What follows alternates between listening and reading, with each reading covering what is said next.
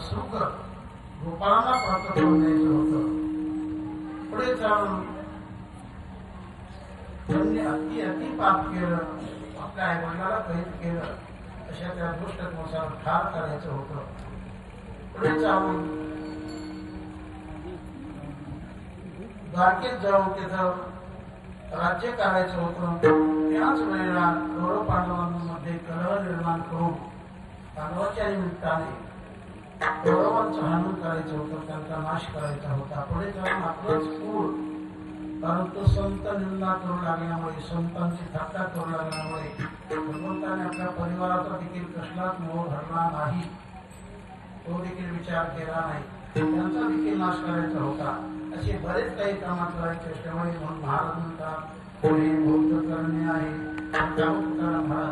भगवंताचं तर वेगळं सांगतात, कारण त्याला रूप नाही, रंग नाही, नाम नाही, असं चिंतन कबीर महाराज होतात.